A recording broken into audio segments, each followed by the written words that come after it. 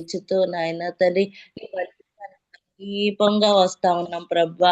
నాయన తండ్రి మీ వాక్కులు నాయన తండ్రి మాకు అనుగ్రహించి బలము శక్తితో నింపి ఈ యొక్క ప్రభు దినమును నీ మహిమార్థమై నాయన తండ్రి మీ దాసును వాడుకొని నాయన తండ్రి మా మధ్య నాయన తండ్రి మీరు నాయన తండ్రి ప్రత్యక్షత అనుగ్రహించమని నాయన తండ్రి మమ్మల్ని మేము తగ్గించుకుంటూ నీ నామాన్ని మాత్రమే హెచ్చిస్తూ వాక్యానికి విధేయత చూపిస్తూ నాయన తండ్రి వినగలిగే చెవులు, అంగీకరించే మనసాక్షి, నాయన తండ్రి ఒప్పుకునే నాయన తండ్రి మనసు మాకందరికీ దయచేయమని నాయన నాతో మాతో అందరితో మాట్లాడమని ఏసై శక్తి గల నామంలో మాత్రమే అడిగి వేడుకుంటున్నాం తండ్రి.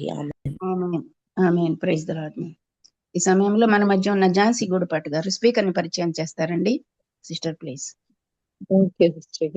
గుడ్ మార్నింగ్ అండి అందరికి. ఈరోజు మన మధ్యలో వాక్యం అందించడానికి బాబీ అన్న సిద్ధంగా ఉన్నారు. మరి దేవుని యొక్క ఆత్మ చేత ప్రేరేపింపబడి సిద్ధంగా ఉన్నారు. వారిని పరిచయం చేయడం గౌరవంగా భావిస్తున్నాను. మధురమైన ఆశ్చర్య కృప రక్షించే దోషినైన నన్ను ఇంతదనుక సురక్షితంగా తెచ్చిన ఆ కృపే దరిచేరేదాకా కాచును. సుపరిచితమైన ఈ పాటలోని మాటలే బాబీ రత్నాకర్ గారి పరిచయం. రుచిగల ఫుడ్, స్నేహితులు, వేదాంత విద్య, తత్వశాస్త్రం అనగా బాబీ గారికి మక్కువ. సుందరమైన సాగర తీర నగరం విశాఖపట్నంలో వారి నివాసం. మరి ప్రతి ఆదివారం అన్న మనకి వాక్యాన్ని బోధిస్తూ ఉంటారు. దయచేసి అందరం మ్యూట్లని వింటూ వాక్యాన్ని శ్రద్ధతో ఉందామండి. ఈ సమయాన్ని అన్నకు అప్పగిస్తాం. Thank you sister. Praise the Lord అమ్మా. అందరికీ వందనాలండి. ప్రైజ్ ది లార్డ్ అండి. నా వాయిస్ క్లియర్ గా ఉంది కదండి? థ్యాంక్ యూ అండి. దేవునికి స్తోత్రం అండి. ఈరోజు ఒక పారబుల్ ఉపమానం ధ్యానం చేసుకుందామండి.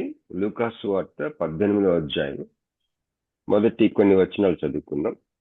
దయచేసి ఎవరైనా చదివి సహాయం చేయగలరండి. లూకా సువార్త 18వ అధ్యాయం 1 నుంచి సుమారుగా 8వ వచనం వరకు మనం చదువుకుందామండి. లూకా 18 1 నుంచి 8 వచనాలు. వారు విసుకక నిత్యము ప్రార్థన చేయుచుండవలనంటకు ఆయన వారితో ఈ ఉపమానం చెప్పెను.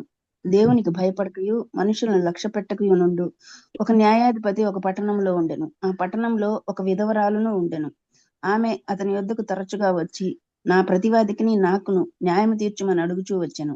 కాని అతడు కొంతకాలం ఒప్పకపోయెను. తరువాత అతడు నేను దేవునికి భయపడకయు మనుషులను లక్ష్య పెట్టకయు ఉండినను ఈ విధవరాలు నన్ను తొందర పెట్టుచున్నది కనుక ఆమె మాటి మాటికి వచ్చి గోజాడుకుంటున్నట్లు ఆమెకు న్యాయం తీర్చునని తనలో తాను అనుకొనెను.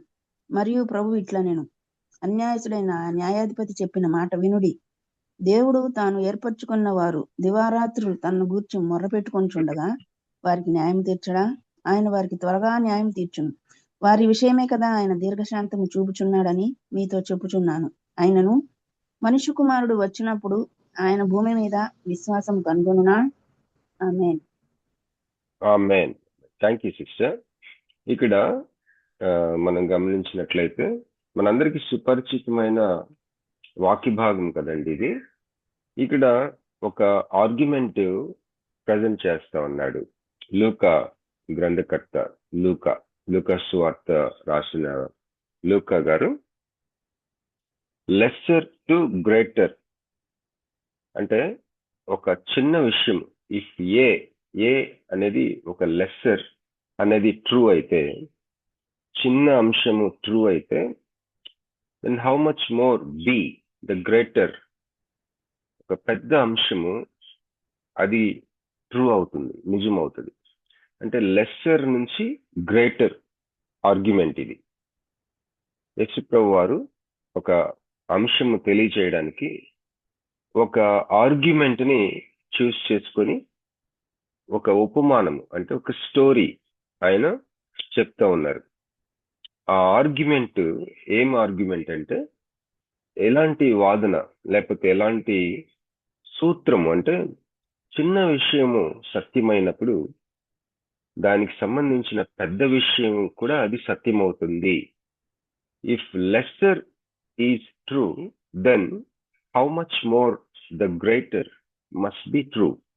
This is the argument, lesser to greater argument అన్నమాట. ఇక్కడ లెస్సర్ ఏంటి? మరి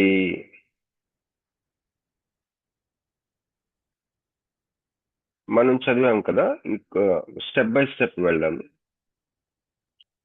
ఆ యొక్క అన్యాయస్తుడైన న్యాయాధిపతి తీర్పు తీర్చడం, న్యాయం ఇవ్వటం. మరి పెద్దది గ్రేటర్ పాయింట్ ఏంటంటే గొప్ప దేవుడు, అన్యాయస్తుడు కాదు, మంచి దేవుడు, మంచి న్యాయాధిపతి అయిన దేవుడు న్యాయం ఇవ్వటం. ఒక చిన్న అన్యాయస్తుడైన ఒక న్యాయాధిపతి న్యాయం ఇస్తే అది lesser argument, lesser point. How much more మరి దేవుడు అన్యాయస్తుడు కాడు, మంచివాడు, దేవుడై ఉన్నాడు. ఆయన న్యాయము ఎంత త్వరగా, ఎంత ఖచ్చితంగా ఇస్తాడు అన్నది ఇక్కడ ఆర్గ్యుమెంట్ సూత్రం. అయితే ఇప్పుడు మనము స్టెప్ బై స్టెప్ ధ్యానం చేసుకుందామండి. లూకాసు సువార్త 18వ అధ్యాయము. అసలు ఎందుకు ఈ స్టోరీ, ఈ ఉపమానము, ఈ పారబుల్ చెప్తా ఉన్నాడంటే 1వ వచనంలో ఉంటుంది, వారు విసుకక నిత్యము ప్రార్థన చేయుచుండవలెననుటకు ఆయన వారితో ఈ ఉపమానం చెప్పాను. మరి ప్రార్థన అనే దానికి మనం అనేకమైన సార్లు దేవుని సేవకులచే మనం బలపరచబడతా ఉన్నాము, స్ఫూర్తి కలుగు చేసుకుంటూ ఉన్నాము, ప్రోత్సహించబడుతూ ఉంటాము. రెగ్యులర్ గా మనకి ఎక్కడైనా సరే ఏదో రకంగా ప్రేయర్ గురించి మనకి మెసేజెస్ లేదా బుక్స్ కానీ, మొత్తానికి సంహౌ ఏదో ఒక రూపంలో మనం ప్రార్థన విషయంలో మనం హెచ్చరించబడతాము, ప్రోత్సహించబడతాం. ఈ మధ్యలో నేను ఒక వాక్యం చదివానండి.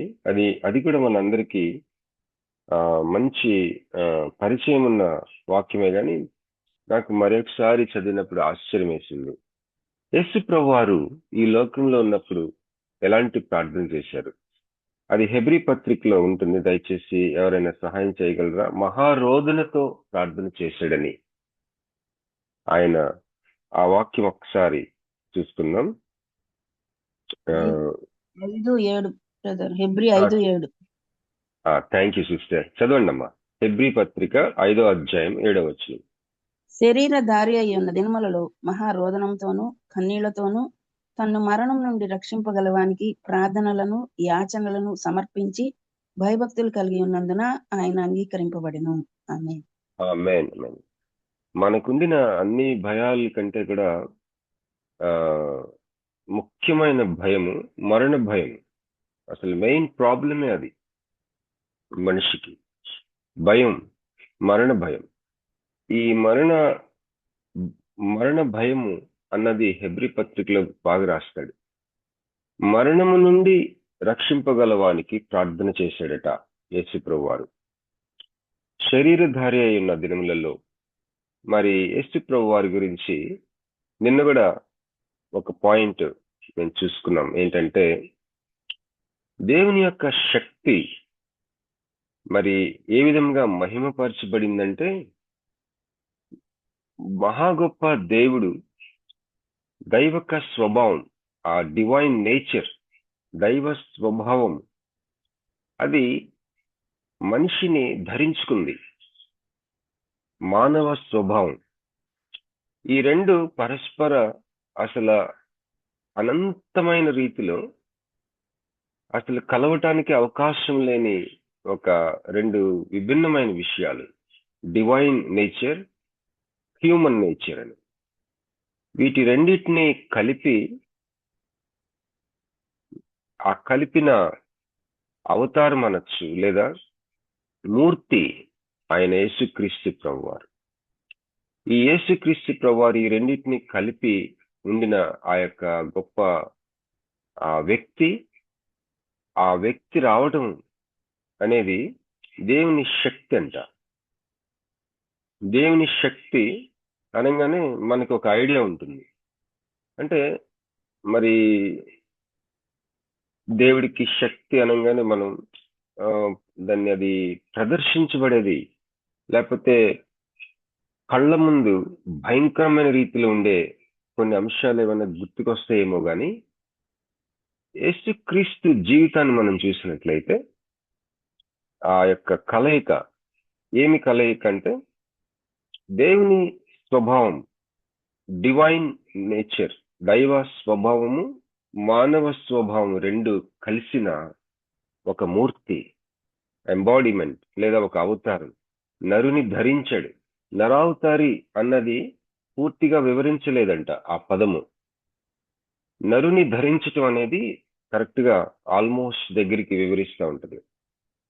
100% మ్యాన్, 100% గాడ్ అన్నది కరెక్ట్ కాదు అని ఒక సేవకుడు అన్నాడు. మరి ఏంటి కరెక్ట్ అంటే 100% మ్యానే, 100% గాడే.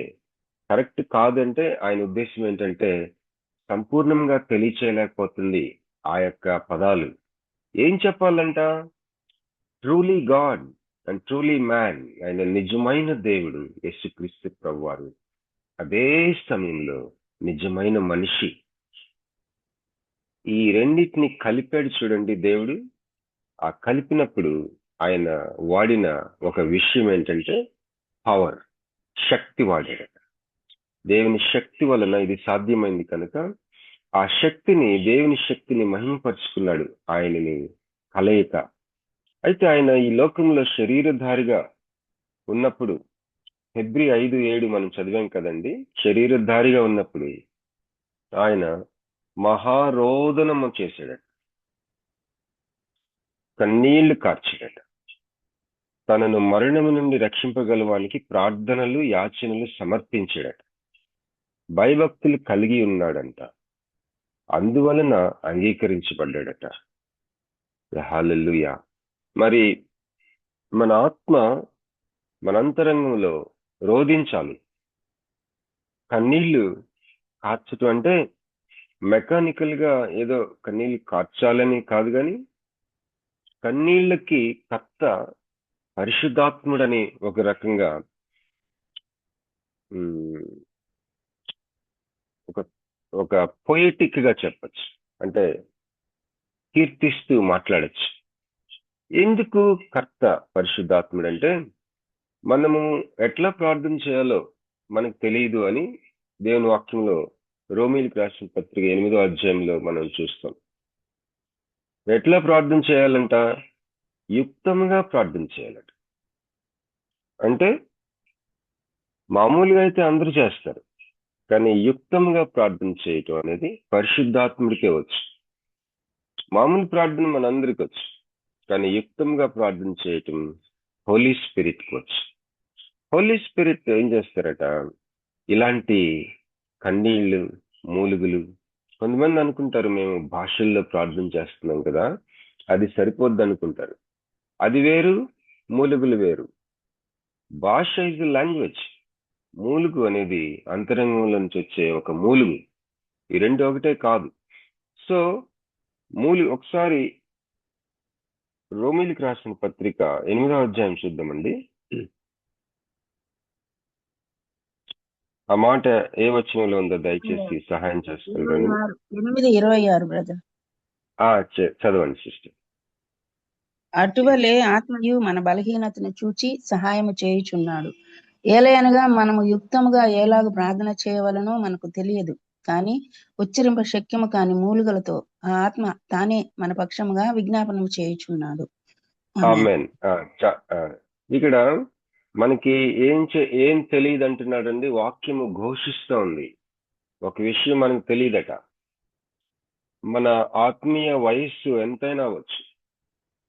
ఈ మాట మాత్రం మనం గుర్తుపెట్టుకోవాల్సిన బద్దులమై ఉన్నాం. ఏంటి ఆ మాట అంటే యుక్తముగా ఎలాగూ ప్రార్థన చేయాలి. దావీదు భక్తుడు తన రాసిన కీర్తనల్లో తన ప్రార్థనని మనం చూడవచ్చు. ఒక పక్కన సౌలు, దేవుడు రిజెక్ట్ చేసిన సౌలు, ఒక పక్కన అభిషేకించిన దావీదు. ఈ భౌతిక లోకంలో ఏం జరుగుతా ఉందంటే సౌలు దేవుడు త్రోసివేసిన సౌలు చూస్తే బానే ఉన్నాడు, మామూలుగా ఉన్నాడు. ఇంకా చెప్పాలంటే డైనాసిటీ ఉంది ఆయనకి, ఇంకా కింగ్డమ్ ఉంది ఆయనకి, రాజరికపు ఆ యొక్క వాతావరణం అంతా ఉంది. అభిషేకించేయని చెప్పి అభిషేకం పొందుకున్నాడు. పరిశుద్ధాత్మ వస్తూ పోతూ ఉన్న దావీదు మాత్రం చెట్ల చుట్టూ పుట్ల చుట్టూ ఒక దిక్కులేనోడిలాగా ప్రాణభయంతో తిరుగుతా ఉన్నాడు. ఎందుకంటే సింహాసనం మీద కూర్చుంది ఒకే ఒక న్యాయాధిపతి, దేవుడు. ఆయనకి ఇరుపక్షాల్లో ఉన్న ప్లస్ పాయింట్స్ మైనస్ పాయింట్స్ మొత్తం కనిపిస్తూ ఉన్నాయి. ఆయన దావీదుని ఒక మాట అంటాడు, నా హృదయంలో నేను పడుతున్న ఆ యొక్క ఒత్తిడంతా కూడా అర్థం చేసుకున్న వ్యక్తి దావీదు. నా హృదయానుసారుడు, అంటే నా హృదయంలో ఏముంటుందో తాను అర్థం చేసుకుంటా ఉంటాడు అని ఒక అర్థం. ఏమర్థం చేసుకున్నాడు? సౌలుని తీసి పారేస్తాం ఒక క్షణం పడుతుంది దేవుడికి, కానీ తన ముక్కని ఒకటి అంటించాడు సౌలుకి. ఫస్ట్ కింగ్ గా ఏర్పాటు చేసుకున్నాడు. సౌలుకి తన ఆత్మని ఇచ్చి అభిషేకించాడు. మరి సౌలు ఇశ్రాయేలీయులకి రక్తవర్ణ వస్త్రములు ధరింపచేసి ఉన్నాడని ఒక పొగడ్త. అంటే ఇశ్రాయేలీయులకి రక్తవర్ణపు వస్త్రములు ధరింపచేయటం అంటే అది ఒక వాతావరణం. ప్రజలందరికీ ఒక శుభప్రదమైన వాతావరణంలో ఒక రాజుగారు ఉంచడం అంటే ఆ రాజుగారు పడే ప్రయాస అంతా ఇంత కాదు. శత్రు భయం నుంచి, అలాగే ఆర్థిక ప్రావిజన్, మరి ఆర్థికంగా రాజ్యం అంతటిని సమృద్ధిగా ఉంచాలా, శత్రువుల నుంచి కాపాడాలి. అలాంటిది సమర్థవంతమైన గవర్నెన్స్ ఇచ్చాడు. ప్రజలందరూ సంతోషంగా సెలబ్రేషన్ మూడ్ లో ఉండేటట్టు చేశాడు. ఎంతగా ప్రేమించాడు ప్రజల్ని. అయితే తాను పడిపోయాడు, దేవునికి విరోధంగా నడుచుకున్నాడు. మరి దేవునికి విధేయత చూపించాల. విధేయతలో 2 రకాలు ఉండవండి, పార్షియల్ ఫుల్ ఏముండవు. విధేయత అంతే. విధేయత చూపించలేదు. సో దేవుడు ఏం చేశాడంటే తనని రిజెక్ట్ చేశాడు. రిజెక్ట్ చేసినప్పుడు మనకి ఆ స్టోరీ తెలుసు.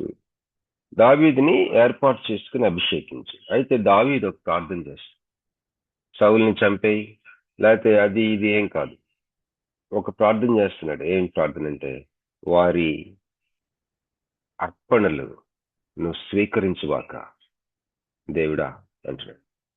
ఎంత యుక్తంగా ప్రార్థన చేస్తున్నాడు చూడండి. సో యుక్తంగా ప్రార్థన చేస్తూ అనేది పరిశుద్ధాత్మ దేవుడు. మరి ఒకసారి దినకరన్ గారి గురించి నేను విన్నాను. ఆయన పరిశుద్ధాత్మ వరముల గురించి చాలా ప్రార్థన చేస్తా ఉన్నాడట.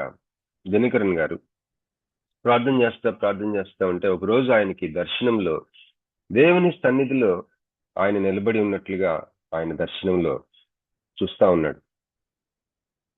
అప్పుడు ఆయన మంచి తరుణం నాకు దొరికింది, మంచి ఆపర్చునిటీ వచ్చింది, నేను ఇంతకాలం అడుగుతా ఉన్నాను, నాకు అనేకమైన ఆత్మ వరములు కావాలి పరిచర్య చేయటానికి అని ఆయన అడగబోతా ఉంటే పరిశుద్ధాత్మ దేవుని స్వరము ఆయనకు వినిపిస్తుందంట. ఆ ఎదురుగా మహా గొప్ప సింహాసనం మీద ఉన్న కూర్చున్న దేవుణ్ణి నువ్వేమి అడుగుతావంటే, వరముల కంటే నాకు నువ్వు కావాలని అడుగు అని చెప్పాడట. అప్పుడు ప్రభువా, నాకు వరములు కావాలి, కానీ దానికంటే ఎక్కువగా నేను నిన్ను ఆశపడుతున్నాను, నువ్వు కావాలి నాకు అనగానే అంత పెద్ద ఆకారము ఆనందంతో పులకరించిపోతున్నట్టుగా కదిలాడినట్లుగా ఆయన గమనించాడట.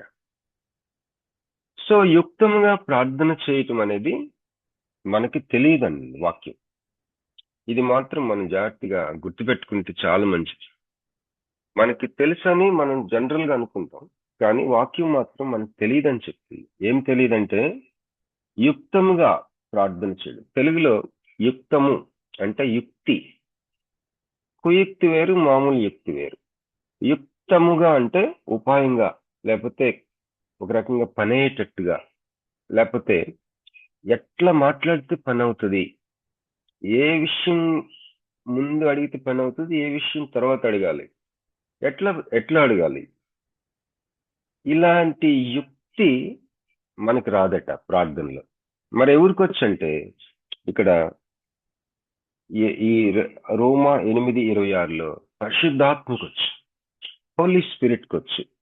హోలీ స్పిరిట్ ఎట్లాగా మనకి ప్రార్థన చేయిస్తాడో చూడండి. ఉచ్చరింప శక్యము గాని మూలుగు. అందుకే ప్రైవేట్ గా ప్రార్థన చేయాలంటాడు.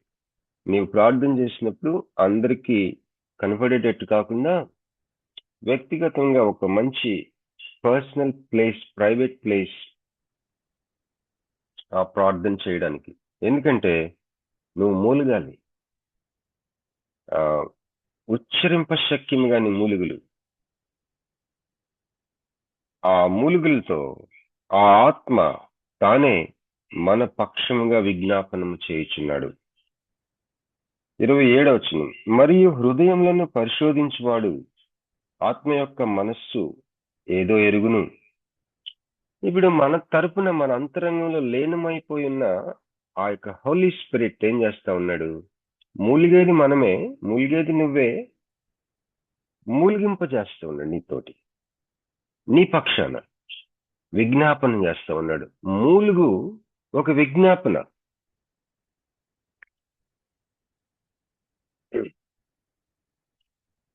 ఒక తండ్రి, నాకు తెలిసిన ఒక ఫాదర్ ఉన్నాడు, అంటే ఒక సహోదరుడు, తన తండ్రిగా పడిన వేదన. వాళ్ళ పాప, ఇదిగో నేను చనిపోబోతున్నాను, I want to kill myself అని ఫోన్ చేయటం జరిగింది. మరి ఆ తండ్రి హృదయంలో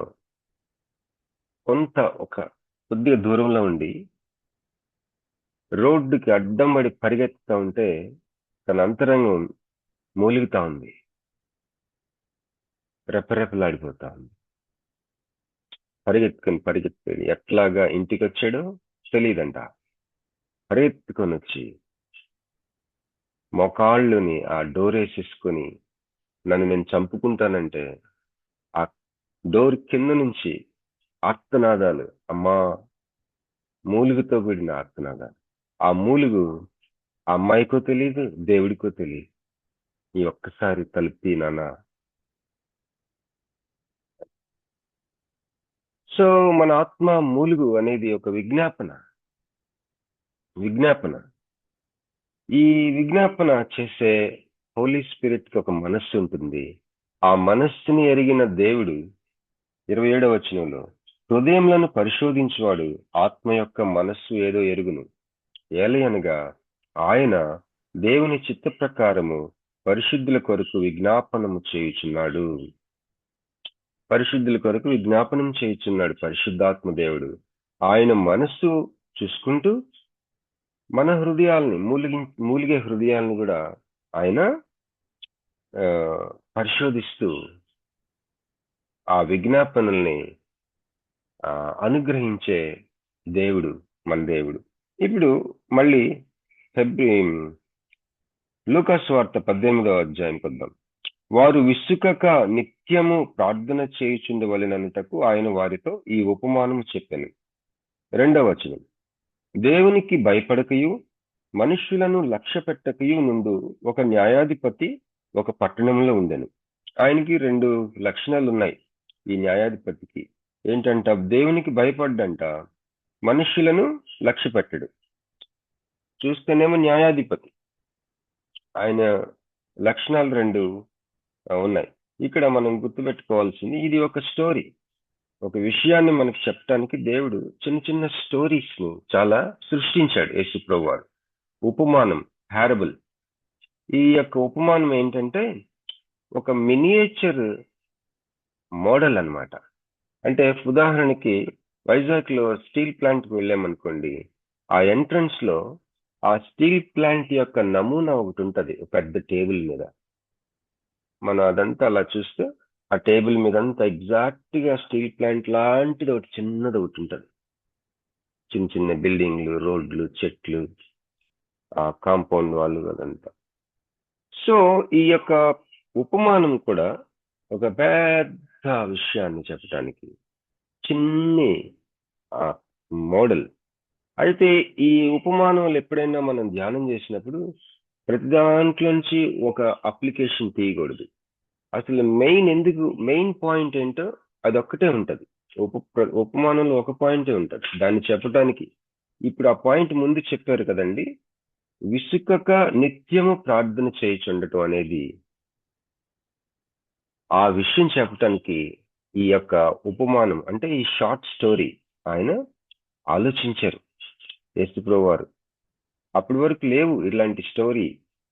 ఆయన సృష్టించాడు ఇలాంటి స్టోరీ, క్రియేట్ చేసి విసుగకుండా నిత్యము ప్రార్థన చేయడం అనే ఒక మహా గొప్ప అంశాన్ని ఎలా చెప్పాలి అని ఒక చిన్న విషయాన్ని ఒక చిన్న కథలా చెప్తా ఉన్నాడు. ఆ కథలో ఒక న్యాయాధిపతి, ఆ న్యాయాధిపతికి 2 లక్షణాలు. దేవుడికి భయపడ్డంట, మనుషులకు లక్ష్య పెట్టడు. తర్వాత 3వ వచనంలో ఆ పట్టణంలో ఒక విధవరాలు ఉండెను. ఏంటి విధవరాలని ఎందుకు చూస్ చేసుకున్నాడంటే, అత్యంత నిస్సహాయ స్థితిలో ఉన్న ఒక హ్యూమన్ బీయింగ్ ఎవరైనా ఉన్నారంటే, మరి అనాథ అని, లేకపోతే విడో అని, లేకపోతే ఫారినర్ అని, లేకపోతే సిక్ పర్సన్ అని, లేకపోతే పక్షవాయు వ్యక్తి అని, ఇలాగా ఆ రోజుల్లో స్త్రీలకి ఒక పురుషులకు ఉండే సమానత్వం కానీ హక్కులు కానీ ఉండవు. లాంగ్ బ్యాక్ కదా, 2000 years బ్యాక్ ఇది. అసలు చూస్ చేసుకున్నదే స్త్రీని చూస్ చేసుకున్నాడు. ఆ స్త్రీలలో విధవరాలను చూస్ చేసుకున్నాడు. కథ కట్టడానికి ఒక మహా గొప్ప అంశాన్ని చెప్పటానికి తను కథని ఏ విధంగా కల్పించాడు చూడండి. కల్పించడం అనేది మంచి ఉద్దేశంతో వాడుతున్నాం ఇక్కడ. ఆ మాట కల్పిత కథ కాదు, ఒక మంచి ఉద్దేశంతో ఈ యొక్క స్టోరీని మనకు చెప్తా ఉన్నాడు. ఇక్కడ విధవరాలు ఆ పట్టణంలో ఉండెను. ఆమె అతని యొద్దకు తరచుగా వచ్చి నా ప్రతివాదికిని నాకును న్యాయము తీర్చుమని అడుగుచూ వచ్చెను. ఆమెకి ఒక ప్రాబ్లం ఉందంట. ఆమెకి ప్రతివాది ఉన్నాడు. ఆమెకు నా ప్రతివాదికి న్యాయం కావాలి. ఆమె తరచుగా వస్తా ఉంది. ప్రతివాదికి నాకు న్యాయం తీర్చమని అడుగుచూ వచ్చెను. గాని అతడు కొంతకాలము ఒప్పకపోయాను. ఆయన ఒప్పుకుంటలేదు ఆ న్యాయాధిపతి. తర్వాత అతడు, నేను దేవునికి భయపడకయు మనుష్యులను లక్ష్య పెట్టకయు ఉండినను ఈ విధవరాలు నన్ను తొందర పెట్టుచున్నది గనుక ఆమె మాటిమాటికి వచ్చి గోజాడుకుంటున్నట్లు ఆమెకు న్యాయము తీర్చునని తనలో తాను అనుకునేను. చూసారా, ఎందుకు న్యాయం తీరుస్తానన్నాడు? మాటిమాటికి వచ్చి నా ప్రాణం తీస్తుందిరా బాబు అని అంటారు కదా సాధారణంగా. అట్లా ఫీల్ అయ్యాడు అనమాట. అతడు ఏమనుకుంటున్నాడు, నేను అసలు ఇలాంటి వాడిని అయినా కూడా ఈమె నన్ను వదలట్లేదే, నేను దేవునికి భయపడను, మనుషులను లక్ష్య పెట్టను, అయినా కూడా ఈ విధవరాలు మాటిమాటికి వస్తా ఉంది, తరచుగా వస్తా ఉంది, నన్ను తొందర పెట్టుచున్నది కనుక ఆమె మాటిమాటికి వచ్చి గోజాడుకున్నట్లు ఆమెకి న్యాయం తీరుస్తాను అని తనలో అనుకున్నాడట. 6వ వచనం చదువుకుని, మరియు ప్రభువు ఇట్లనెను, అన్యాయస్తుడైన ఆ న్యాయాధిపతి చెప్పిన మాట వినుడి. దేవుడు తాను ఏర్పరచుకున్న వారు దివారాత్రులు తన్ను గూర్చి మొర్రపెట్టుకొనిచుండగా వారికి న్యాయం తీర్చడా. ఇక్కడ లెస్సర్ ఆర్గ్యుమెంట్ నుంచి గ్రేటర్ అన్న విషయం, ఫ్రమ్ లెస్సర్ టు గ్రేటర్ అన్న ఆర్గ్యుమెంట్ మనం చూస్తా ఉన్నాం. లెస్సర్ ఏంటి? తక్కువ విషయం నుంచి ఎక్కువ విషయం అనేది ఈ యొక్క సూత్రాన్ని మనం గమనిస్తూ ఉంటాం. ఇక్కడ అన్యాయస్తుడైన ఒక న్యాయాధిపతి, ఇక్కడ అన్యాయస్తుడైన న్యాయాధిపతి చెప్పిన మాట వినుడి. 7వ వచనం, దేవుడు అంటే greater lesser to greater. Lesser ఏమో అన్యాయస్తుడైన న్యాయాధిపతి, గ్రేటర్ దేవుడు. దేవుడు అన్యాయస్తుడు కాదు. దేవుడు తాను ఏర్పరచుకుని వారు దివారాత్రులు తన్ను గుర్చి మొరపెట్టుకుని చుండగా వారికి న్యాయం తీర్చుడా. ఇక్కడ చిన్న విషయంలో జరిగితే అది పెద్ద విషయంలో కూడా జరుగుతుంది. అదనమాట సూత్రం. ఈ అన్యాయస్తుడైన న్యాయాధిపతి న్యాయం తీర్చాడు. దేవుడు ఇంకెంత చేస్తాడు? ఎంతో నిశ్చయంగా చేస్తాడు. ఎందుకంటే ఫస్ట్ ఆఫ్ ఆల్ దేవుడు అన్యాయస్తుడు కాదు, ఆయన పరిశుద్ధుడైన దేవుడై ఉన్నాడు, న్యాయం చేసే దేవుడై ఉన్నాడు. ఇంకొద్దిగా ముందుకెళ్దాం. 8వ వచనం, ఆయన వారికి త్వరగా న్యాయం తీర్చుడు. ఇక్కడ మనం గమనించవలసింది త్వరగా. ఆయన వారికి త్వరగా న్యాయం తీర్చును. వారి విషయమే కదా ఆయన దీర్ఘశాంతము చూపుచున్నాడని లేక ఆలస్యం చేయుచున్నాడని మీతో చెప్తున్నాను. ఆయనను మనుష్య కుమారుడు వచ్చినప్పుడు ఆయన భూమి మీద విశ్వాసం కనుగొనునా? దీనికి ప్రశ్నకి జవాబు కనుగొనును అని. మరి దేవుడు మనం 2వ రాకల్లో వచ్చినప్పుడు మనం ఆయన గురించి కనిపెట్టే వారంగా ఉండే ఒక విశ్వాసం కలిగి ఉన్న వారంగా, ప్రార్థించే వారంగా మనం ఉండాలని ఆయన ఆశ. సరే, ఇక్కడ ఫస్ట్ అసలు ఎందుకు ఈ కథ చెప్తా ఉన్నారంటే మరొకసారి ఫస్ట్ వచనం చూద్దాం. విసుగక నిత్యము ప్రార్థన చేయుచుండవలెను. మరి మనం ఈ యొక్క మార్నింగ్ ఒక పాయింట్ మనం మరొకసారి మీకు సవినయంగా మీ అందరికీ తెలిసిన విషయమే ఒకసారి నేను జ్ఞాపకం చేస్తున్నాను. ఏంటంటే ప్రార్థన చేయటం అనేది, ప్రార్థనలో రకాలు ఉంటాయి. ఇక్కడ ఈ యొక్క పారబుల్లో ఉన్న టైప్ ఆఫ్ ప్రేయర్ ఏంటంటే తరచుగా మాటిమాటికి తొందర పెట్టే ప్రార్థన, విసుగక నిత్యము ప్రార్థన చేయుచుండవలెను. విసిగిపోకుండా నిత్యము చేసే ప్రార్థన ఇక్కడ చూస్తాను. పరలోక ప్రార్థన వేరే దగ్గర చెప్పారు. అలాగే మరి రకరకాలైన ప్రార్థనలు మనం చూడగలం దేవుని వాక్యంలో. ఇక్కడ నిత్యము విసుగక, మరి ఆ విధవరాలు ఏం చేసింది? తరచుగా వెళ్ళిందంట, మరి న్యాయం చేయమని అడిగిందంట. ఎంత బలహీనమైన పరిస్థితుల్లో ఉన్నా కూడా ఆమె తరచుగా వెళ్ళి న్యాయం తీర్చుకొని అడుగుతా ఉంది. ఎవ్రీ డే వెళ్ళి ఉంటుంది. ఆ డేలో వెళ్ళి అక్కడ ఆ న్యాయాధిపతి ఆ యొక్క న్యాయస్థానం దగ్గర, గడప దగ్గర అలా ఉండింటది. లోపల నుంచి చూస్తా ఉండింటాడు. అమ్మో మళ్ళీ వచ్చిందిరా బాబు అనుకుంది. ఆమె ఉన్నంతసేపు ఆ కుర్చీ మీద కూర్చున్న ఆయనకి అసౌకర్యంగానే ఉండుంటది. ఇలాగా ఎందుకంటే అన్యాయస్తుడు అతను. మనుషులకి భయపడ్డు, మనుషుల్ని లక్ష్య పెట్టడు, దేవునికి భయపడ్డు. ఈమె మాత్రం ఆయన్ని అసౌకర్యానికి గురి చేసింది. ఎడతెగక మరి తరచుగా మొరపెట్టింది. మన దేవుడైతే కంప్లీట్ గా ఈ యొక్క న్యాయాధిపతికి ఆపోజిట్. మన దేవుడు సింహాసనం మీద ఉన్నాడు, న్యాయాధిపతి, పరిశుద్ధుడు. ఆయన హృదయములను పరిశోధించేవాడు. ఆయన మనకి యేసుక్రీస్తుని సిలువలో, ఆయన యేసుక్రీస్తు సిలువ మరణంలో ఏం జరిగిందంటే ఆయన న్యాయమును సంపూర్ణంగా నెరవేర్చాడు. ఎట్లా అంటే మరి మన యొక్క పాపం ఎప్పుడైతే ఆయన మీద మోపబడిందో ఆయన్ని చంపేశాడు దేవుడు. ఎవరిని చంపాడు? ఎవరి కొరకు? నా కొరకు, నీ కొరకు తన సొంత ఏకైక కుమారుణ్ణి చంపేశాడు. ఎందుకంటే నా పాపం ఆయన మీద ఉంది, అది శిక్షించబడాల. సో ఈ న్యాయం మనకి జరిగిపోయింది కల్వరి సిలువలో. మీరు అనుకోవచ్చు, ఏంటి బ్రదరు చంపేశారు అంటున్నారు ఏంటి అంటే, యెషయా 53 చదవండి. మామూలు సింపుల్ వర్డ్స్ లో చెప్పాను. మరి రోమా సైనికులు కదా సిలువేసింది. అప్పుడప్పుడు మనం అక్కడ ఇక్కడ వింటాం, నా పాపములు నిన్ను సిలువెక్కించి నేనే నిన్ను సిలువేసానని. ఇవన్నీ కూడా వివరించడానికి, వర్ణించడానికి పద్యం పాడినట్టుగా కీర్తించడానికి మంచి మాటలే, కానీ అసలు ఆయన్ని చంపింది తండ్రి అయిన దేవుడే. ఒకసారి ఆ మాట చూద్దాం. యెషయా గ్రంథం, అంటే మనకి జస్ట్ ఈ టాపిక్ వచ్చింది కాబట్టి మనం ఈ మాట చూసుకొని ముందుకు వెళ్దామండి. యెషయా 53వ అధ్యాయం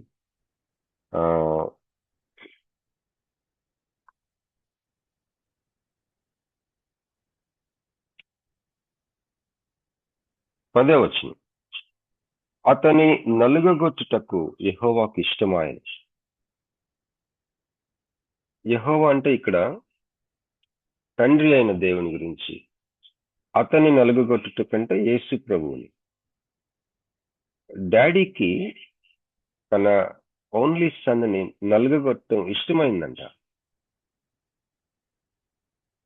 ఆయన అతనికి వ్యాధి కలుగ చేసెను.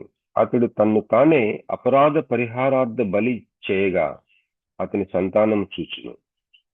అపరాధ పరిహారార్థ బలి, అపరాధం దాన్ని పరిహరించే బలి అయ్యాడు కాబట్టి, ఓ పక్కన నీ మీద ప్రేమ, నా మీద ప్రేమ, ఇంకో ప్రక్కన నా అపరాధం, నా పాపం అంతా ఆయన మీద ఉండటం.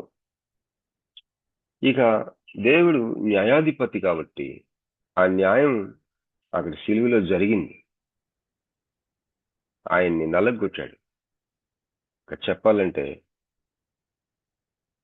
నేను బాబీని రక్షించుకోవడానికి నాకు ఇప్పటికో ఛాన్స్ వచ్చింది. నా కుమారుడు తన మనస్ఫూర్తిగా బలిపశువుగా సమర్పించుకుంటానికి సిలువలో వేలాడుతుంటే నా హృదయం బద్దలైపోతుంది. అదే సమయంలో బాబీని రక్షించుకోవడానికి నాకు అవకాశం కూడా దొరికింది. న్యాయము జరిగించుకోవడానికి నాకు ఒక అవకాశం దొరికింది. మరి ఆ తండ్రి హృదయం ఎంతో లోతుతోటి ఆయన్ని చంపింది సిలువలో. సో ఇలాంటి న్యాయాన్ని మనకి ఆల్రెడీ సిలువలో పొజిషనల్ గా అనుగ్రహించేశాడు. అంటే మనము అనుగ్రహించబడిన న్యాయం నుంచి మనం స్టార్ట్ అవుతా ఉన్నాం. ఇట్ ఈస్ ఫినిష్డ్, సమాప్తమాయను అన్న దాని దగ్గర నుంచి మనం ప్రార్థన చేస్తాం. దేవునికి స్తోత్రం. మరి మనం రక్షణ చరిత్ర చూసుకుంటే, సాల్వేషన్ హిస్టరీ, మనం ఉన్న సమయం ఎలాంటిదంటే, ఆల్రెడీ నాట్ యెట్ అన్న ఒక యుగంలో మనం ఉన్నాం, ఒక కాలంలో ఉన్నాం. ఇది జరిగిపోయింది కానీ ఇంకా జరగల.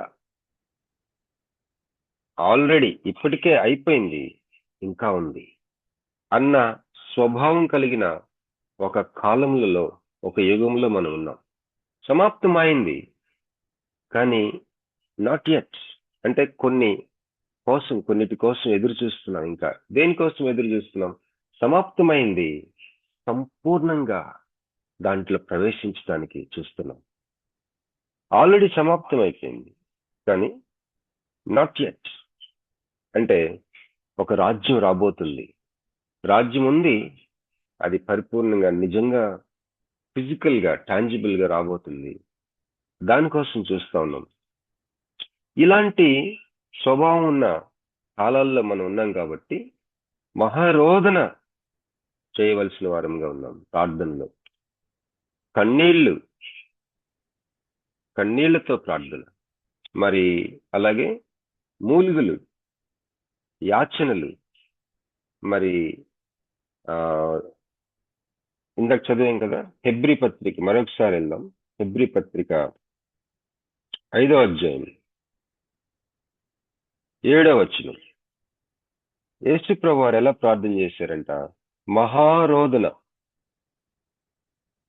Strong crying, మహారోదన పెట్టాడంట. ఈరోజు ఎన్ని పాయింట్స్ మీరు విని గుర్తుపెట్టుకోకపోయినా ఒకటి మాత్రం మీరు గుర్తుపెట్టుకోవాలని నా ఆశ. ఏంటంటే, పదే ప్రార్థన చేస్తే ఒక అంశం గురించి పని అవుతుంది ఖచ్చితంగా. దేవుడే చేయమంటున్నాడు అట్లా. ఒక విషయం గురించి నువ్వు అడుగు, మాటి మాటికి అడుగు, కూర్చుంటే అడుగు, లేస్తే అడుగు, కిచెన్లోకి వెళ్తే అడుగు, మంచినీళ్ళు తాగుతాడు, జ్ఞాపకం వచ్చినప్పుడల్లా అడుగుతా ఉంటాడు. జరగనట్టు ఉంటది కానీ జరుగుతుంది. వారి పరలోకపు ఆ విధానమే ఇది. జరుగుతుంది, ఖచ్చితంగా జరుగుతుంది. మాటి మాటికి అడిగితే జరుగుతుంది. మాటి మాటికి అదే అంశం అడుగుతా ఉండాలి. గుర్తుకొచ్చినప్పుడల్లా అడుగుతాం ప్రభువా విషయం. అది ఎట్లా అవుద్దంటే భయంకరంగా దాని రిజల్ట్ ఉంటుంది, చాలా భయంకరంగా ఉంటుంది. మనం కొన్ని అడగలేం, కొన్ని అడగటానికి మన హృదయం ఇలాగా కృషించిపోయినట్టు అయిపోయి ఉంటది కొన్ని విషయాల్లో, అవి జరగట్లేదు కాబట్టి. కానీ అడగమనుంది, అడుగుదాం ఈరోజు మాటి మాటికి. ఏ విషయం అయితే మీకు అడగాలని మీ అంతరంగానికి తెలుసు, ఏ విషయం ప్రార్థన చేయాలో, ఆర్థిక విషయమా, స్వస్థత, మనసు నెమ్మది లేకపోవడమా, లేకపోతే ఏదైనా ప్రాబ్లమా, లేకపోతే ఎనీథింగ్, ఏ విషయమైనా సరే మాటి మాటికి అడగటం, యుక్తముగా అడగటం, మూలికలతో అడగటం, మహారోధన చేయటం, కన్నీళ్లు కార్చటం, తర్వాత ప్రార్థన చేయటం. ప్రార్థన అంటే ఆ వర్డ్ యొక్క మీనింగ్ మనకి బాగా అలవాటు అయిపోయి అసలు మీనింగ్ పోయి ఆ ప్రార్థన అనగానే ఆ పదం యొక్క అర్థం వినే వాళ్ళకి రకరకాలుగా అర్థం అవుతా ఉంది. ప్రేయర్ అనగానే, ప్రేయర్ అంటే ఏంటంటే ఒక దానికోసం మరి దీనంగా నాకు ఇది అని అడగటమే ప్రార్థిస్తున్నానండి అంటాం కదా. ప్రార్థిస్తున్నాం ప్రార్థిస్తున్నాం అంటే ఇది నాకు అని దీనంగా తగ్గించుకొని అడగటం. ఉదాహరణకి కోర్ట్ కేసెస్ పెట్టినప్పుడు లాస్ట్ లో ఐ ప్రే, నేను ప్రార్థిస్తున్నాను నాకు ఇది ఇవ్వమని, ప్రార్థిస్తున్నాను, మిమ్మల్ని ప్రాధేయపడుతున్నాను, అడుగుతున్నాను అన్నదనమాట. దాని మీనింగ్ అది.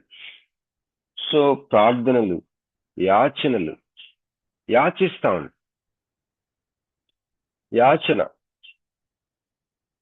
యాచన ఎప్పుడైనా యాచన చేసామా? యేసు ప్రభు యాచన చేశాడట. యాచన అనగానే మనకి ఇక ఎంతకంటే బెటర్ ఎగ్జాంపుల్ ఉండదు. ఏంటంటే అది మనకి అడుక్కునే వాళ్ళు, బెగ్గర్స్ ఎలా అడుగుతారు ఒక్కోసారి మనకు తెలుసు. అట్లా అడిగాడంట యేసు ప్రభు, యాచించాడంట, యాచనలకు సమర్పించాడంట.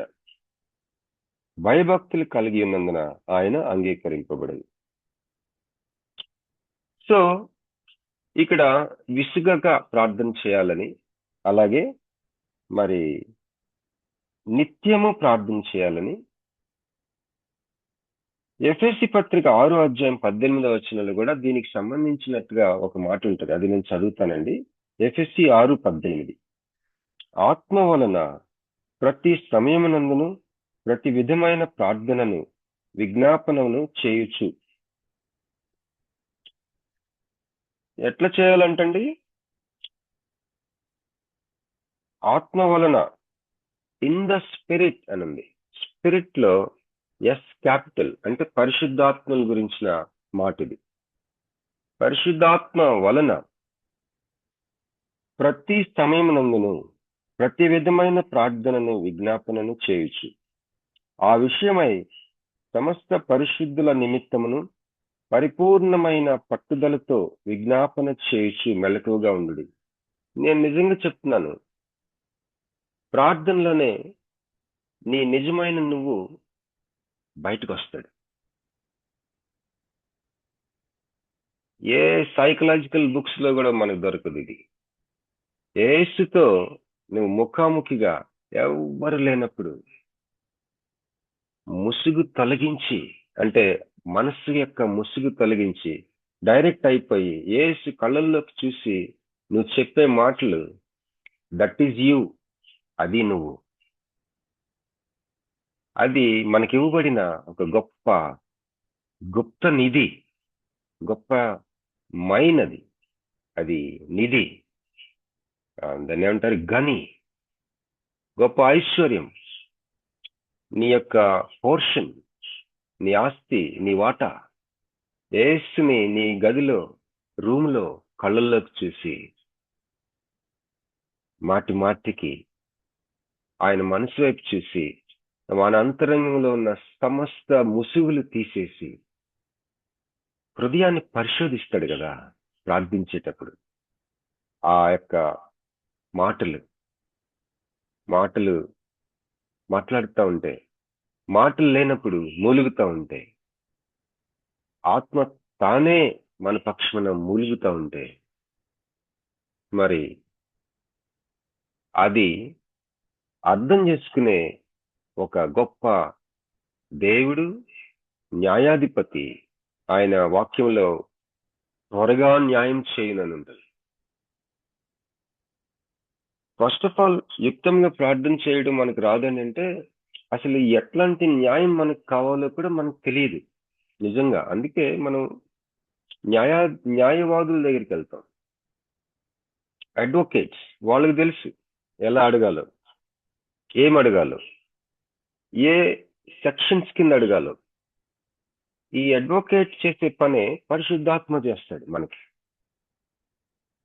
కాకపోతే మన అడ్వకేట్స్ ఈ లోకంలో వేరే వ్యక్తి బయట ఉంటాడు, కానీ పరిశుద్ధాత్ముడు నీ అంతరంగంలో లేను అయిపోయి ఉన్నాడు. కనుక నువ్వే మూలిగేదేమో నువ్వే, నీ నోరే మూలిగింప చేసేది ఆయన. మూలిగేది ఆయన, మూలిగేది నువ్వు. ఎవరు ఎప్పుడు ఎట్లాగా జరుగుతుందో తెలియదు. అది సెపరేట్ గా చూడటానికి అవ్వని ఒక మూలిగ మాత్రం బయటకు వస్తుంది. 2012లో ఒక ఆయన నన్ను ప్రోత్సహించి, మీరు ఎంతకాలం ఇట్లా సఫర్ అవుతారు, ఫెయిత్ మీద నడిపిస్తా ఉన్నారు కదా, చాలా అవస్థలు పడుతున్నారు ఈ పిల్లల్ని పోషించడానికి హోమ్లోని. ఇండోనేషియాలో బాలి అనే నగరంలో క్రైస్తవ నాయకుల సదస్సు జరుగుతూ ఉంది.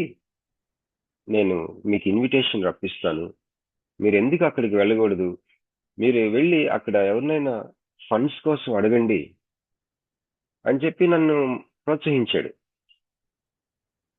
అయితే మేము ఎప్పుడు అట్లా చేయలేదు, అట్లా చేయటం కూడా చాలా ఒక రకంగా సిగ్గులాగా అనిపిస్తుంది. నిన్న ఫండ్ రైజింగ్ గురించి చెప్పారు యానీ అక్క గారు. నిజంగా సిగ్గుపడవలసిన అవసరం లేదు.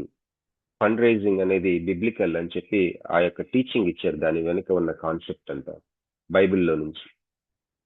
అయితే 2012లో ఆయన ఏం చెప్పాడంటే, ప్రపంచ నలుమూలల నుంచి గొప్ప గొప్ప క్రైస్తవ నాయకులు అక్కడికి వస్తారు, మీరు అక్కడికి వెళ్ళి ప్రార్థన పూర్వకంగా మీరు మీ యొక్క హోమ్ గురించి చెప్పొచ్చు కదా, డోనర్స్ దొరుకుతారు మీకు అని చెప్పి నన్ను ఎంకరేజ్ చేస్తే కొద్దిగా అయిష్టంగానే సప్పో చేసి ఇండోనేషియా దేశానికి వెళ్ళాను.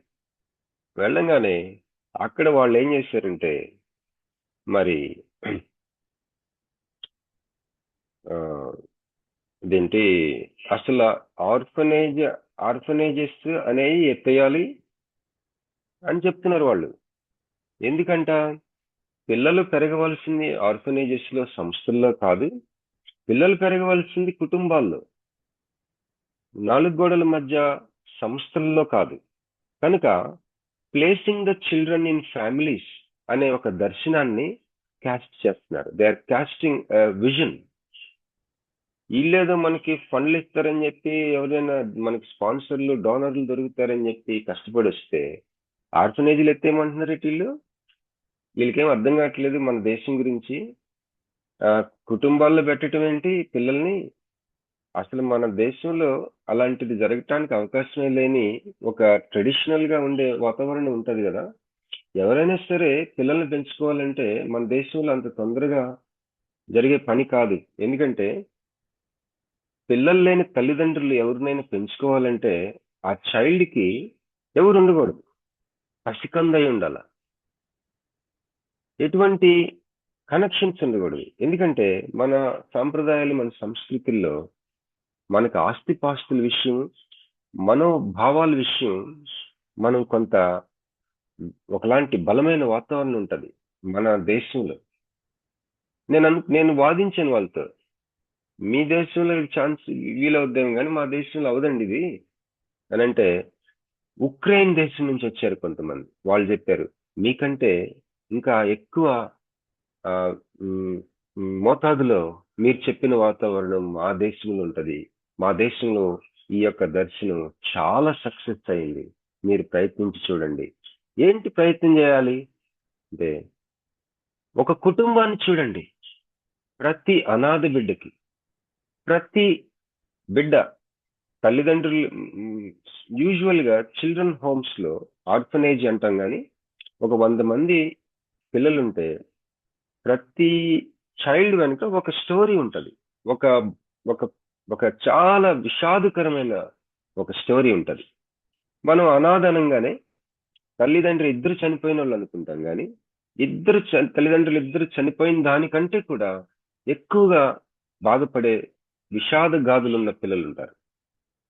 రకరకాలైన స్టోరీస్. బైబిల్ ప్రకారం అనాథ చైల్డ్ ఎవరంటే తండ్రి లేనివారు. ఐక్యరాజ్య సమితి ఒక చైల్డ్ ఎంతవరకు చైల్డ్ అంటే 18 సంవత్సరాల వరకు. సో ఇవన్నీ కూడా మనం గుర్తుపెట్టుకుంటూ, మరి ఈ యొక్క దర్శనాన్ని వాళ్ళు ఏం చెప్తా ఉన్నారంటే, ప్రతి అనాథ బిడ్డకి, ప్రతి విషాదగాథ ఉన్న ప్రతి చైల్డ్ కి, మరి ఇంట్లో తల్లిదండ్రుల దగ్గర మామూలుగా పెరగలేకుండా ఉన్న ప్రతి చైల్డ్ కి ఒక కుటుంబాన్ని చూడండి. మీరు ఆ కుటుంబంలో పెట్టండి. ఆ కుటుంబం ఆ బిడ్డని చూసుకోవడానికి 2 సంవత్సరాల వరకు వారికి గైడెన్స్ ఇవ్వండి. ఇదంతా కూడా మీ దేశంలో ఏమేమి పర్మిషన్స్ కావాలో వాటితో చేయండి అని ఒక దర్శనం వాళ్ళు షేర్ చేస్తూ ఉన్నారు. సరే, ఏంట్రా బాబు, ఆయన చెప్పినోడు, నన్ను పంపించినోడు ఏమని చెప్పి పంపించాడు, వీళ్ళు ఇక్కడ చెప్తున్నది ఏంటి, నాకు చాలా గలిబిలైపోయింది లోపల. సరే, అదేమో ఆల్మోస్ట్ 7 స్టార్ హోటల్ లాగా ఉంది మాకు ఇచ్చిన ఆ యొక్క హోటల్. 37వ ఫ్లోర్ లో ఉన్నాను. ఆ రాత్రి వెళ్ళి పడుకున్నా. నా రూమ్మేట్ ఈజిప్ట్ దేశం నుంచి వచ్చిన పాస్టర్ గారు, ఆయన ప్రార్థన చేసుకున్నాడంట, దేవుడా నా రూమ్మేట్ గురక పెట్టకుండా ఉండేటట్టు చేయమని. ఆయన ప్రార్థన దేవుడు అంగీకరించాడు. ఎందుకంటే నేను గురక పెట్టను. అయితే గురక పెట్టను కానీ, గురక పెట్టే డిస్టర్బెన్స్ కంటే ఎక్కువ డిస్టర్బెన్స్ నేను చేస్తుంటాను రాత్రి. ఎందుకంటే నాకు తరచుగా మెలకు వస్తుంది, లేచి కూర్చుంటుంటాను, ఏదైనా చదువుకుంటుంటాను. నా సంగతి ఆయనకి తెలియదు. అయితే నాకు ముందే చెప్పాడు, ఇట్టాడు ప్రార్థన చేశానని. అందువల్ల ఎందుకని మంచిదని గమ్మని పడుకుందాం అని చెప్పేసి ఆయనకి ఎటువంటి డిస్టర్బెన్స్ కలుగు చేయకూడదని, మరి అత్యంత విలాసవంతమైన హోటల్, అత్యంత కంఫర్టబుల్ బెడ్ నేను పడుకుంటే, అక్కడ మొదలైంది మన అడ్వకేట్, మన శాశ్వత కాల మిత్రుడు పరిశుద్ధాత్ముడు మూలుగుతున్నాడు, కన్నీళ్లు. నాకు తెలియదు నేను ఎందుకు ఏడుస్తున్నాను. మామూలుగా ఎవరికైనా చెప్తే ఆ రోజు మరి హోమ్లు ఎత్తేయమంటున్నారు, ఒక దర్శనం గురించి చెప్పారు కదా, వచ్చిందేమో ఫండ్స్ కి, చెప్తుందేమో ఇట్లాగా, అందువల్ల నీకు బాధ కలిగిందేమో అనుకుంటున్నారు. అసలు దానికి దీనికి సంబంధం లేదని నాకు తెలిసిపోతుంది. నేను ఎందుకు ఏడుస్తున్నాను నాకు తెలియదు. ఇక్కడ పరిగెత్తి రోజంతా గొడ్డు చాకరీ చేసి, అసలు ఈ వాతావరణం అంతటికంటే వేరే వాతావరణంలోకి వెళ్ళి అక్కడ కలుసుకున్నాడు ఈయన. మరి పౌలు గాడిదల కోసం వెళ్తే సమూయేలు కలిసి హోలీ స్పిరిట్ అనాయింటింగ్ కోసం ప్రార్థన చేసినట్టుగా రాత్రంతా ఏడ్చా. ఎందుకు ఏడుస్తున్నానో తెలియదు. మామూలుగా అయితే అట్లా ఏడవలేవు. నా పిల్లో అంత కన్నీళ్ళతో నిండిపోయింది. ఏడ్చి ఏడ్చి ఏడ్చి ఏడ్చి ఏడ్చి ఏడ్చి మూలిగి రోదన ఏడ్చి ఇంకా నిద్ర పట్టలేదు నాకు. తెల్లవారి 5:36కి లేచి బెస్ట్ వేలో రెడీ అయ్యి కిందకి వెళ్ళాను. వెళ్తే అక్కడ ఆ డైనింగ్ ప్లేస్ లో, బ్రేక్ఫాస్ట్ ప్లేస్ లో ఒక ఆయన నన్ను పలకరించాడు. ఆయనే నా ఆత్మీయ తండ్రి. హాయ్ బాబీ, ఈ రాత్రి మనం కలిసి భోంచేద్దాం. రాత్రి కలిసి భోంచేసినప్పుడు ఆ రాత్రి జరిగిన అనుభవం నేను చెప్పాను. నా కన్నీళ్లు కారుస్తున్నప్పుడు మా నాన్నగారు గుర్తుకొచ్చారు నాకు ఆ నైట్. అది కూడా చెప్పాను ఆయన.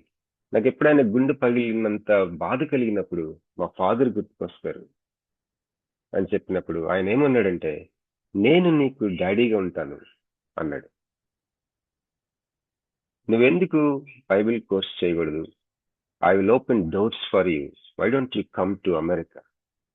నేను నీకు చేయగలను అంటే, అప్పుడు ఇదంతా లాంగ్ స్టోరీ షార్ట్, నాకు ఒక ఆత్మీయ తండ్రి దొరికాడు. నేను ఎప్పుడు అనుకుంటాను, మూలుగులు కన్నీటితోటి సంపాదించుకున్న ఆత్మీయ తండ్రి, ఆత్మీయ తండ్రిని తల్లిని కన్నీళ్లతో సంపాదించుకోవాలని నాకు అర్థమైంది. ఆ రాత్రి మూలిగింది పరిశుద్ధాత్ముడు. కనుక మనకి ఏ న్యాయం మనకు కావాలో మనకు తెలియదు. అసలు ప్రేయర్ ఏం అడగాలో కూడా తెలియదు మనకు. అది తెలిసిన వ్యక్తి హోలీ స్పిరిట్. మాటి మాటికి అడగమని చెప్పేది కూడా ఆయనే. ఈరోజు ఈ సందేశం ద్వారా నీతో చెప్తా ఉన్నాడు, మనం హోలీ స్పిరిట్ కి సున్నితంగా సెన్సిటివ్ గా ఉంటే అసలు నువ్వు ఉండనవసరం లేదు కూడా. ఆయన వైపు ఆశగా ఆయన్ని మనసులో తలంచుకొని ఆయన ధ్యాసతోటి ఆయన స్పృహతోటి ఉంటే చాలు. కలుసుకుంటాడు, కన్నీరు కార్పిస్తాడు, మూలిగింపజేస్తాడు, యాచన చేపిస్తాడు, మొరలు ప్రార్థన చేపిస్తాడు, మరి మహారోధన చేపిస్తాడు. ఆ ఈజిప్ట్ నుంచి వచ్చిన పాస్టర్ గారికి వినపడకుండా ఆ 2 తలగడలు పిల్లోస్ కింద పెట్టి మహారోధన, అది మన వల్ల ఏ పని కాదు. అది ఆయన చేపిస్తాడు. చేపించినప్పుడు ఆ తర్వాత ఏం జరుగుతుంది? త్వరగా న్యాయం జరుగుతుంది. త్వరగా త్వరగా క్విక్లీ న్యాయం జరుగుతుంది. నేనేదో అమెరికాకి వెళ్ళిపోలేదండి, లేకపోతే ఆయన ఏదో నాకు ఫండ్స్ ఇవ్వలేదు. యాక్చువల్గా నేను విశ్వాసం మీద ఎట్లా జీవిస్తున్నానో ఆయన కూడా అంతే ఉన్నాడు. ఒక్కొక్కసారి నెక్స్ట్ 2 నెలలకి నాకు నా జీవితానికి, సర్వైవల్కి, నా భోజనానికి, ఇంటికి మెయింటెనెన్స్ నాకు నెక్స్ట్ 2 months ఉన్నాయి బాబీ అంటాడు. ఒకసారి నేను ఆయనకి ఆఫరింగ్ కూడా ఇచ్చాను తీసుకెళ్ళి.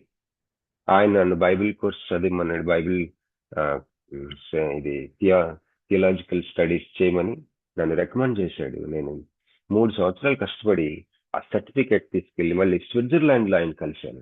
ఒక మీటింగ్కి వచ్చారు ఆయన అక్కడి నుంచి, అమెరికా నుంచి. ఆయన చేతిలో తీసుకెళ్లి పెట్టినప్పుడు ఏడ్చేశాడు, చాలా ఏడ్చాడు. You know Bobby, my son కి కూడా నేను ఇలాంటి స్కాలర్షిప్ నేను అరేంజ్ చేయలేకపోయాను, దేవుడు నీకు అరేంజ్ చేయించాడు, నన్ను వాడుకున్నాడని ఏడ్చాడు అది పట్టుకొని. సో ఎట్లా పోతుందో జీవితం గాని, ఎటువైపు వెళ్తుందో జీవితం గాని, దేవుడు ఒక న్యాయం చేయాలన్న ఒక ఆశ, ఒక ఒక ఉద్దేశంతో నీ మీద అల్లాడుచున్నాడు హోలీ స్పిరిట్. ఆ న్యాయము, ఎలాంటి న్యాయం మనకు కావాలి, మన జీవితం ఏ డైరెక్షన్ లో వెళ్ళాలి, ఏం అడగాలి, ఏది ప్రే చేయాలి, అంటే ఏది ప్రార్థించాలి, ఇవన్నీ కూడా తెలిసిన ఒక స్పిరిట్, హోలీ స్పిరిట్ నీ అంతరంగంలో నిన్ను అల్లుకుపోయి నీ మీద తాండవిస్తుంది.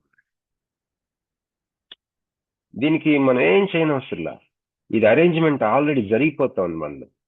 అదే గుడ్ న్యూస్. ఈరోజు 6:31 అయింది, నేను క్లోజ్ చేస్తానండి. May God bless us with all this wonderful setting. Holy spirit is there. పరిశుద్ధాత్ముడు మీలో ఉన్నారు. మీరు అనుకోవచ్చు, భాషల్లో ప్రార్థన చేయనండి, దాని మీద నాకు కొంత doubt. Whatever it is, he is there in you. అది ఏమైనా నీలో ఉన్నాడు ఆయన. ఇవన్నీ తర్వాత చూసుకుందాం. నీలో ఉన్నాడు ఆయన. ప్రార్థించాడు ఎడతెగక, మాటి మరి తరచుగా. మరి ఎఫ్ఎస్సి పత్రికలో చదివాం కదా, ఎఫ్ఎస్సి 6:18.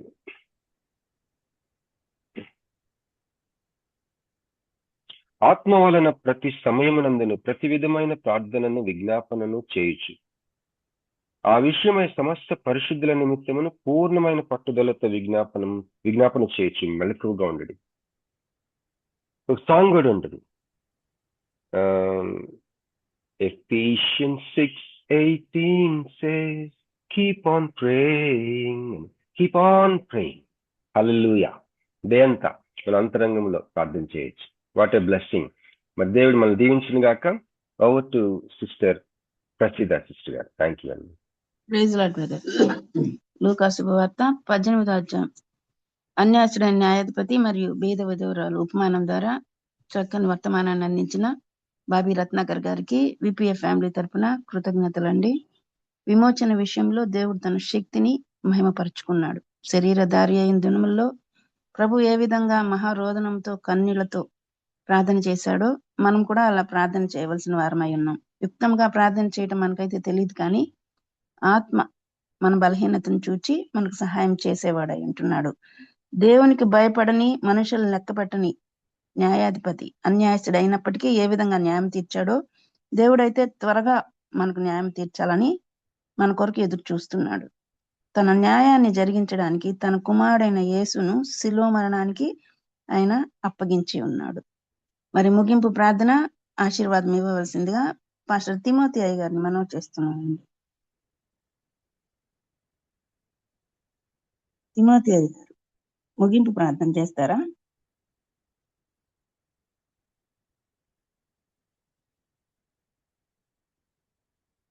అయ్య గారు సిద్ధంగా లేనట్లయితే రెవరెండ్ జామీ రవికుమార్ అయ్య గారు మీరు చేయండి ప్రార్థన.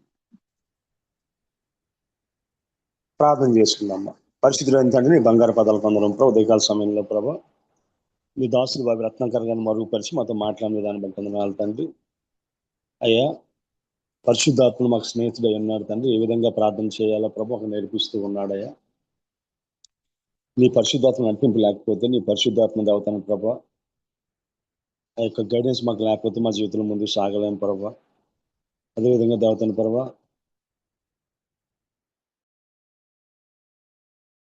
ఏ విధంగా అయితే దేవతను ప్రభు దేవతను తల్లిదండ్రులు లేని వారిని పెంచుకున్న ప్రభా దాసుడు చేసిన ప్రార్థన వారిని ఆలకించావు ప్రభా.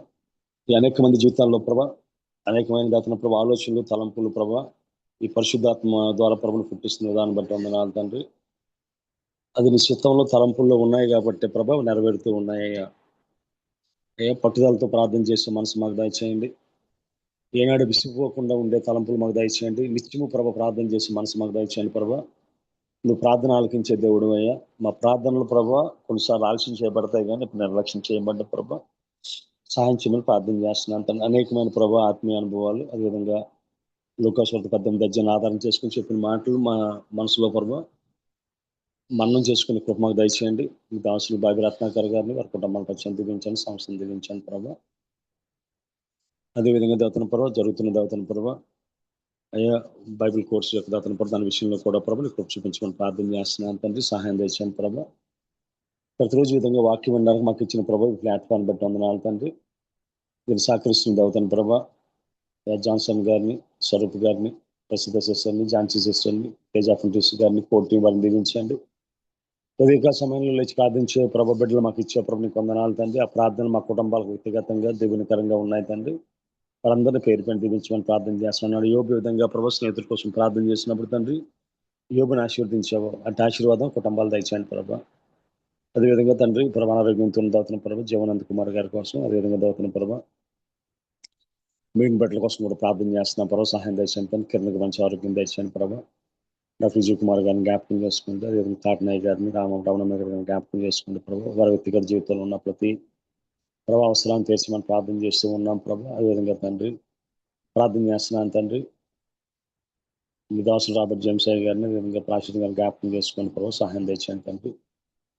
రాకభాగ్యం గారి కుటుంబాన్ని జ్ఞాపకం చేసుకుని, లలిత సిస్టర్ గారి కుటుంబాన్ని జ్ఞాపకం చేసుకుంది. ఇంకా ఏ కుటుంబాలు ప్రభావ అవసరాల్లో ఉన్నాయో, అక్కరలో ఉన్నాయో ప్రభావ ప్రత్యేక ప్రార్థనలు కోరుకుంటూ ఉన్నాయో ఆ ప్రతి కుటుంబాన్ని పేరు పెట్టి దీవించండి తండ్రి. అదేవిధంగా ప్రభా ఎవరైతే మాకు దేవతన ప్రభా సమస్యలు తెలియజేశారో, ఎవరైతే ప్రభా వారి అంతరాయాల్లో ప్రభా హృదయంలో కూలిపోయి ఉన్నారో ప్రతి ఒక్కరిని జ్ఞాపకం చేసుకుంటాను. మాకు తెలిసిన అవసరాలు, నీకు తెలిసిన ప్రతి అవసరాన్ని తెచ్చండి తండ్రి. ప్రత్యేకంగా ఆదివారం దినాన ప్రభా సిద్ధపడుతూ ఉన్నాం ప్రభా. సహాయం చేయండి ప్రభా. వాక్యం చెప్పవలసిన మరుగుపరిచి మీరు మాట్లాడండి. వాక్యం విన్నాను సిద్ధపడుతున్న బిడ్డల ప్రభావ నూరింతల ఫలాలు ఫలించే పొలాల్లో సిద్ధపరచమని ఇది మేము చేసిన ప్రతి పనులు చూపే మార్గాన్ని చూపించమని మరొకసారి ప్రభు బాబి రత్నాకర్ గారిని వారి కుటుంబ పరిచయం జ్ఞాపకం చేసుకోమని ఈ చిన్న ప్రార్థన మా ప్రభులు ప్రియకుమారుడైన యేసుక్రీస్తు దివ్యనామాన్ని గెట్టుకుంటున్నాం పరమ తండ్రి ఆమేన్. పరలోక ప్రార్థన. పరలోక ముందున మా తండ్రి నీ నామం పరిశుద్ధపరచుకున్న గాక, నీ రాజ్యం వచ్చును గాక, నీ చిత్తం పరలోక ముందున భూమి మీద నెరవేరును గాక, మాకు కావాల్సిన ఆహారం మీద ఇచ్చేయండి, పరవస్తుని క్షమించిన ప్రకారం క్షమించండి. అపరాధం చేయవారిని క్షమించన్న ప్రకారం అపరాధములను మీరు క్షమించండి. శోధం తేక దుష్టుల నుంచి తప్పించండి. రాజ్యము శక్తి బలము మహిమ నిరంతరం నీవై ఉన్నావు తండ్రి. ఆమేన్. మన తండ్రి అయిన దేవుని ప్రేమ, కుమారుడైన యేసుక్రీస్తు కృప, పరిశుద్ధాత్మ న్యూన సహవాసం వాక్యం చెప్పిన దాసులకు పాల్గొన్న మనకు జరగబోతున్న ఆదివారి ఆరాధనకు ఆయన కృప సదాకాలంతో నడిపించును గాక. ఆమేన్. ఆమేన్. ఆమేన్. ప్రైజ్ లార్డ్ అయ్య గారు ముగింపు ప్రార్థన మరియు ఆశీర్వాదం ఇచ్చిన రెవరెండ్ జామీరావు కుమారయ్య గారికి మరియు వర్తమానికులు బాబి రత్నాకర్ గారికి కూడి వచ్చిన దేవుని బిడ్డలందరికీ కూడా విపిఎఫ్ ఫ్యామిలీ తరపున కృతజ్ఞతలండి. ప్రభు చిత్తమైతే రేపటి దినాన్ని తిరిగి కలుసుకుందాం. అంతవరకు సెలవు తీసుకుందాం. Praise the lord to all.